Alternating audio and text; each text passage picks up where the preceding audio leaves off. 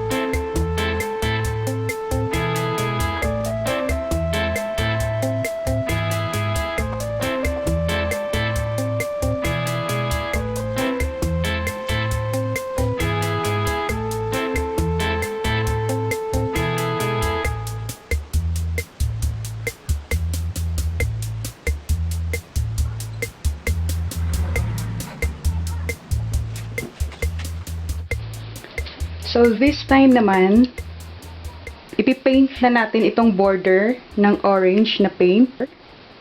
Good for board, paper, cloth, sa mga textile pwede rin.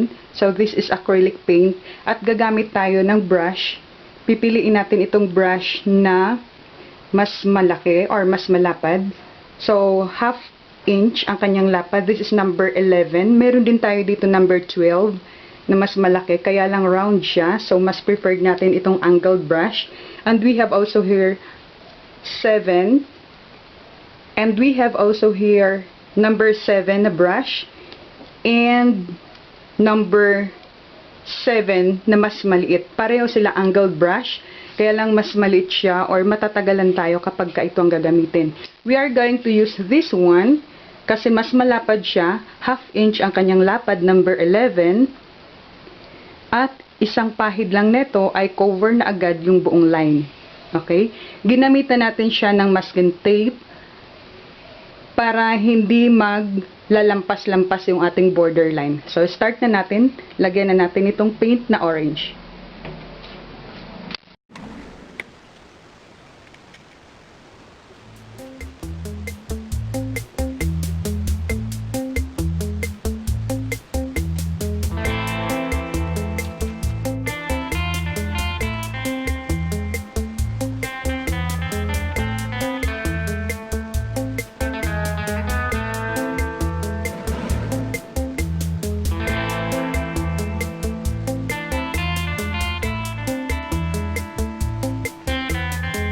So, medyo malabnaw yung first coating. Ang gagawin natin after niya itong unang coat, lalagyan ulit natin ang pangalawang coating.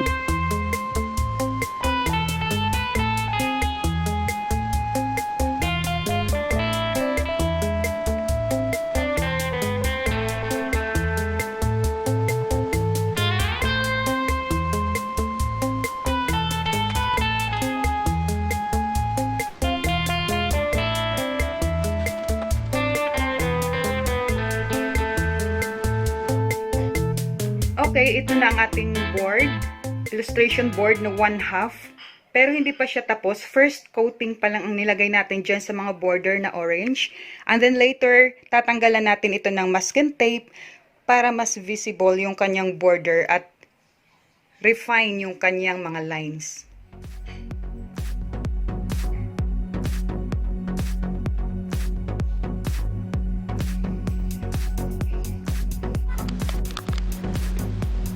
So, this time naman, ang gagawin natin, maglalagay na tayo ng mga design sa palibot yung mga leaves sa bawat gilid ng border. Hayaan muna natin na patutuyuin yung border, yung mga paint sa border, and then gagawa na tayo ng mga stem and leaves para sabay na silang matutuyo.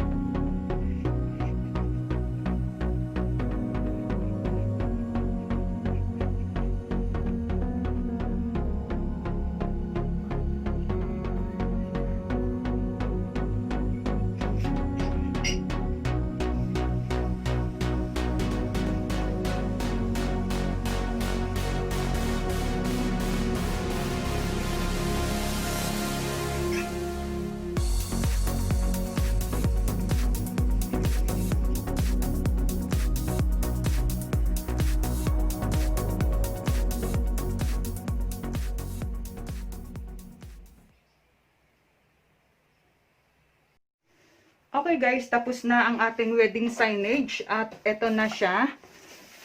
Natapos din, dadalhin ko siya ngayon sa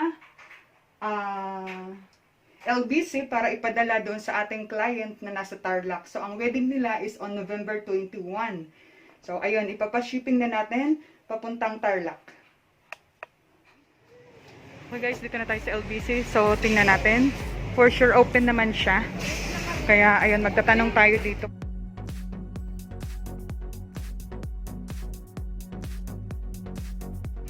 Pumunta na ako sa loob ng LBC. Ngayon, sobrang dami na nakapila doon. Dapat ay hindi na ako tatanggapin. Sabi ng babae doon, bukas na lang daw ako bumalik. Kaya sabi ko, sige na please para hindi na ako babalik. Kasi babalik na naman ako nito bukas. Sabi niya, sige basta ako daw yung pinakahuli. Kaya okay lang kahit huli ako, basta at least din ako babalik bukas, so, 'di ba? Kaya maipapadala ito 2 to 3 days daw ay nandoon na. Kaya thank you naman doon sa babae, pumayag siya. Kahit huli ako, okay lang. Dito na ako na yung next, nakapasok na ako, tapos binigyan ako ng form. Sa inyo po kung ano, nangyari na sa Okay na fill up na natin and then ibibigay na natin doon. So, ayan, okay na. Marireceive ito ng customer ng 3 days.